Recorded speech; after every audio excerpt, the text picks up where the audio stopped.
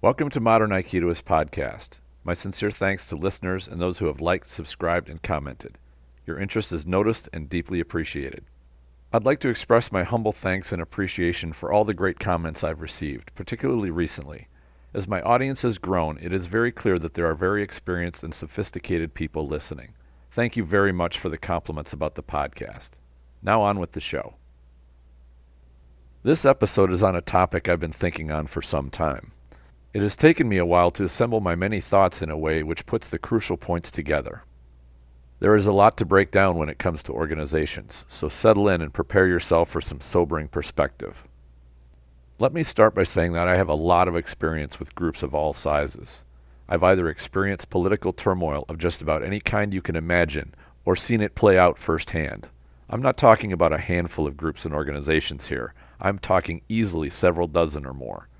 My involvement has been on many levels, usually working behind the scenes at the organizational and planning level. I've even held several different officer positions in a worldwide nonprofit organization and had to act as a mediator many times to help resolve sticky political issues. The reason I wind up doing these things is that I have a mind for planning an organization and usually get invited to participate at that level. Sometimes I have gotten stuck with it because leadership was something no one else wanted to do or was cut out for. It's fair to say that I've been around more than a block or two. Rather, I've seen a great deal of the whole town when it comes to seeing how groups form, how they operate and function, a great variety of the turmoil they experience, and how they meet their ends. It is this experience that I've used to examine how Aikido organizations operate, and I've gotten to see behind the scenes to a number of them. Granted, I've not looked into all of them, but I feel I've seen enough to get a good handle on most of the common problems. I can say confidently that I can spot red flags with behaviors that most people wouldn't give a second thought to. This includes the Aikido organization I was in and earned my rank through. I resigned without hesitation when I realized how toxic it really was under the surface. Like many problems, members will often hide or obscure them out of a sense of loyalty and to keep a level of peace among the group. This is a short-term solution, which is no solution at all. These problems don't go away by themselves and almost always escalate until they cannot be contained anymore, and then they explode. Since how organizations function, how they are structured, and how they operate is interesting to me, I quietly observe as many as I can, if even from a distance. The few I've been closer to have provided even more insights, and I have yet to see one which does not display at least a moderate level of dysfunction. I don't say this because I am hypersensitive to bad politics. The reality is that highly toxic politics are far more the norm with groups of all kinds than anyone wants to admit. The beauty of being independent is that I have the freedom to speak the truth. I can share my honest thoughts and views without being concerned whether I will get promoted again or thrown out of an organization. These are very real concerns for people, and I can understand them. I've been in that position and I've found it extremely uncomfortable.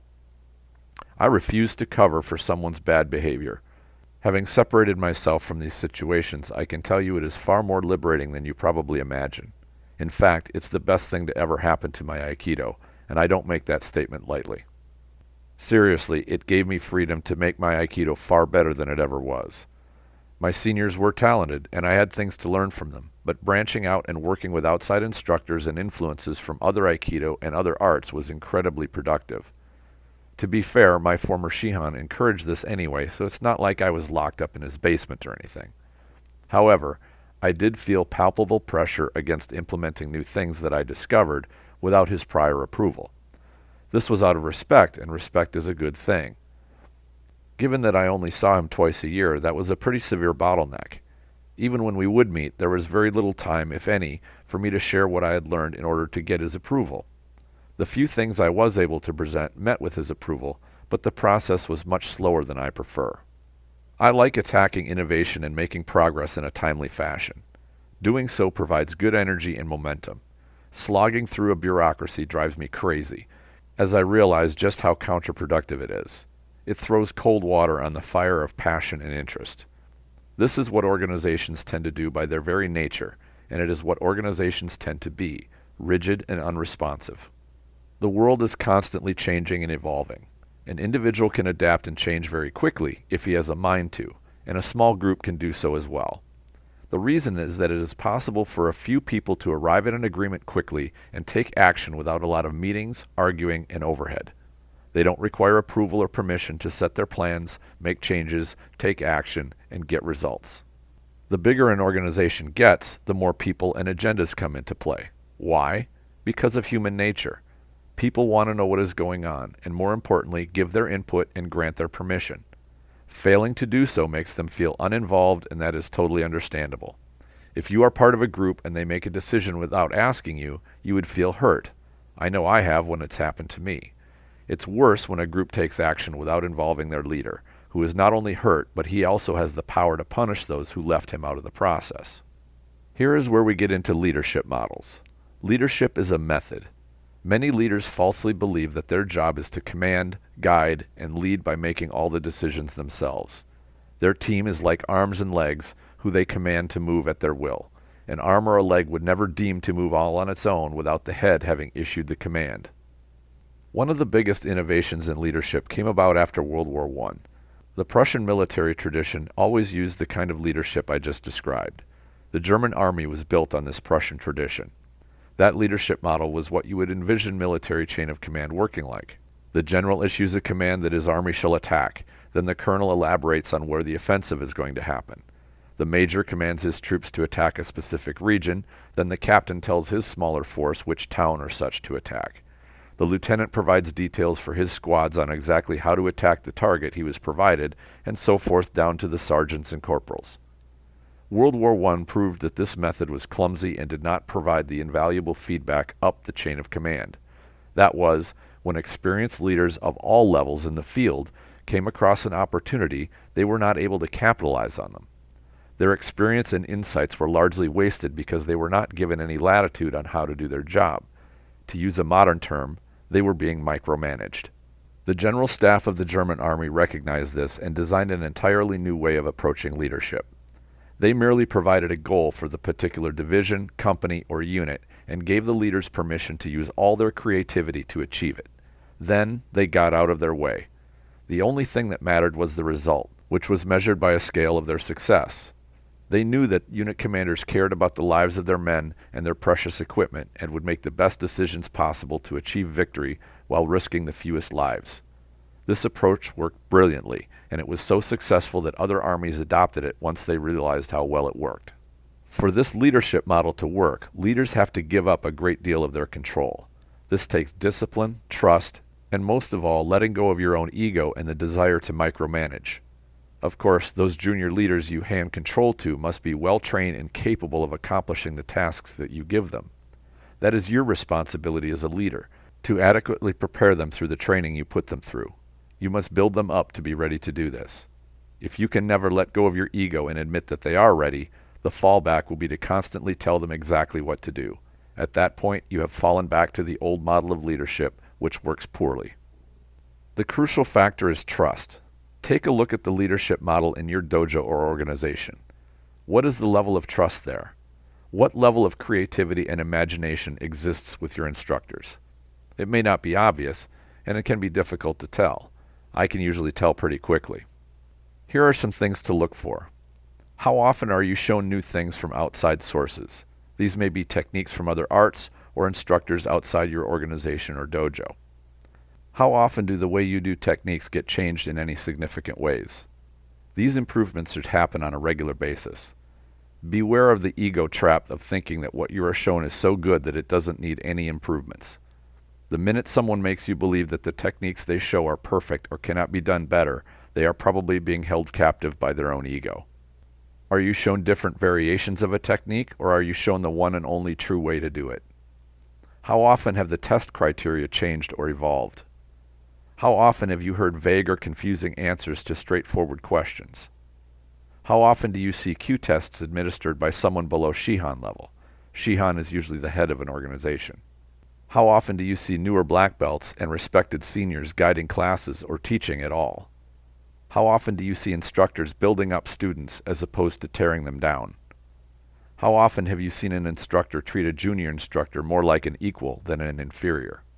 I could go on like this for probably an hour. You can observe all these things with merely an eye for whether you spot trust or you spot a lack of trust. Most people are observant and empathic enough to accurately surmise whether a leader trusts others under him or he doesn't. It doesn't take a laundry list of qualifiers to do so. Use your eyes, ears, and instincts.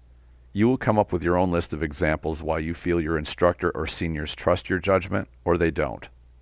If you don't feel this trust is being built in your group, something is wrong. There are many other things which can be wrong with an organization, but I'd say that this is a common one and can be quite serious.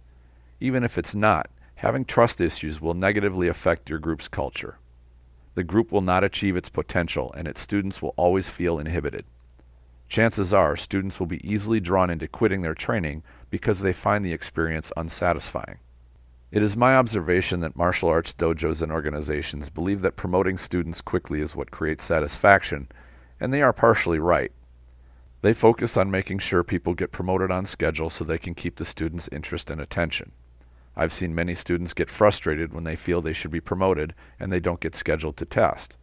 I admit I went through this same thing in Q ranking. Q ranks are ranks below black belt.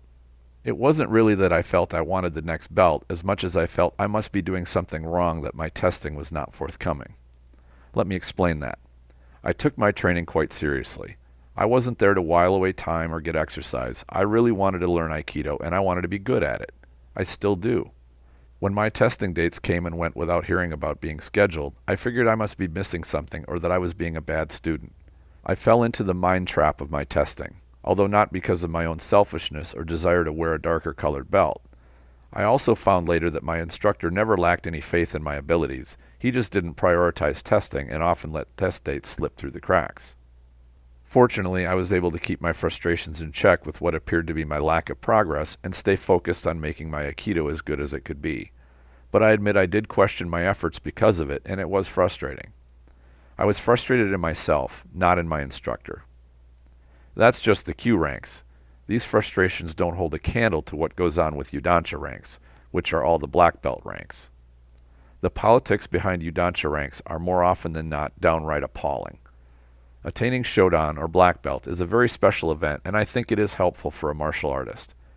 Although every test and achievement means something to the student, earning a black belt is an important threshold for a martial artist to pass through.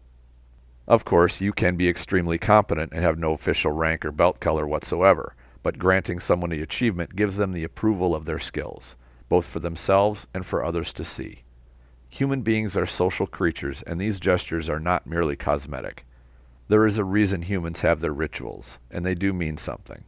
It's easy to go overboard with them, though, but there is something lacking when they are removed entirely. I don't feel Udansha ranks are relevant the way the black belt is. More often than not, these are political in nature and people tend to pursue them for their own sake. Their skills and abilities take a backseat to the keister kissing and subservience which is expected to get the next cookie, or rather, rank.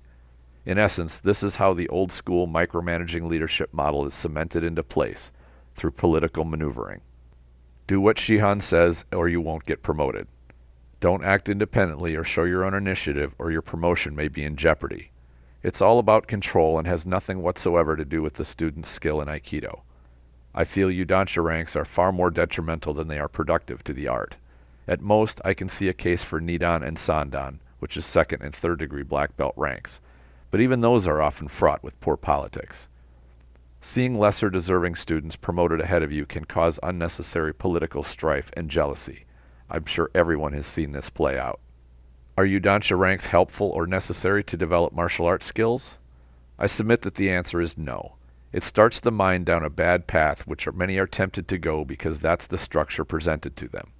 Why would a student believe he was presented with a false path? He trusts his instructor and organization to provide him with a healthy path to excellence and follows the lead that he has provided. Why lead a student to a bad place? The answer is that many instructors are doing merely as they were taught. It's not as though they are evil or egotistical, although some definitely are. You could look at it as like a chain. A father is an alcoholic and abusive. He gets drunk and beats his wife and son, and this happens on a regular basis. The son grows up in this environment and becomes an abusive alcoholic himself. He beats his own wife, and when he gets drunk, when they have a child, beats the child. That child grows up, and the cycle continues, each son being a link in the chain. Of course, it's not 100%, but the rate is extremely high. It is natural to inherit behaviors we are raised in, and martial arts are no different. Whether it is good, mediocre, poor, or outright toxic behavior. It's a pattern which we continue. Sometimes the chain is good when we pass along good teachings and habits. Often, though, the chain is bad when we pass along myths and falsehoods, a few of which I've covered in previous podcasts. For good or for bad, the chain is very strong. I think each link in the chain must be examined, and if it's bad or toxic, broken and replaced with a good one. We must stop passing along bad teachings, habits, and information. It's a big job because of our very nature. We respect those who taught us and what they taught us. Whenever I'm faced with examining and potentially rejecting a link in the chain, I give it a great deal of thought. That link, good or bad, got me to where I am today. Can I really break it? The question is, can I do better? If the answer is yes, then I break it and replace it with a better one. Your ego will often tell you that there is no better one, that a superior method does not exist. It is either the ego or ignorance which is saying that, and either will stand in the way of excellence and mastery. On the subject of excellence, I'll add this question to the list I posed previously. How comfortable would your instructor or Shihan be to a student who proved to be more skilled or competent than they themselves are? Would such a student be welcomed in the group or marginalized? You may have to speculate on your answer as you've probably not seen it. If you have seen it, does your instructor praise and endorse the student openly and without hesitation? Or does he view that student as a threat whose abilities appear to undermine his respect and authority in the group? I've seen this play out many times. Most often, the student leaves to start a group of his own, or some political maneuverings go on which basically urge him out of the group. It is often made to look to the group that something happened, but they really don't know what it was. No one wants to say anything for fear of breaking the uncomfortable silence with an even more uncomfortable conversation. The skilled student poses a dilemma, both for the senior instructor who is now not the most talented in the group, and the student who now wonders if this group has anything more for him. The problem is not the talent level of the instructor and the student. The problem is that they are both viewing the situation that one must be the leader and the other a follower. Again, the same old rigid leadership model. A captain who has his lieutenant promoted over his head to say major will likely harbor some resentment over it. I'm sure many Aikido organizations have to dance around these types of situations all the time. Instead, the two could look at it as though they are in a peer group. They are both highly skilled and have valuable insights to offer. Chances are they both have slightly different methods as well as different styles of teaching. Having both in the same group would be tremendously valuable to the students. Why create a rivalry when there doesn't need to be one? Isn't that what Aikido preaches against anyway? I believe this is where O-sensei's statement against competition applies. The way I approach this with my students is that I want them to be as good as I am at Aikido, and hopefully even better. I want to learn from them, and I do on a regular basis. We are brothers and sisters traveling a path together, and I am eager to welcome them into my peer group when the time comes. I'm delighted that they are there, and do not view them as a threat at all. They are valuable assets. It baffles me how often valuable people with a lot to offer are viewed as threats. When this happens, I see toxic politics at play. Once this poison seed starts growing, it's almost impossible to turn around. Once it grows strong enough, it can never be removed. The group must be dismantled or ridden out until it explodes or implodes. Either way, it's a rough ending. All martial arts organizations seem to be suffering from political problems to one degree or another. I could tell some horror stories of some of the worst examples, but I've yet to see or hear about an organization which has solved these problems. Not to say solutions never happen, they might, but I think they are extremely rare. Resolved political problems are the exception, not the rule.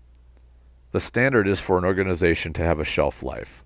Some have lasted for a long time, but have turmoil stirring beneath the surface for years and decades. Sooner or later it comes to the surface. We are seeing this play out now with the United States Aikido Federation under Yamada. Another organization, Tenshin Dojo Europe, under Steven Seagal, appears to be stricken with such political turmoil that I doubt it will ever get off the ground.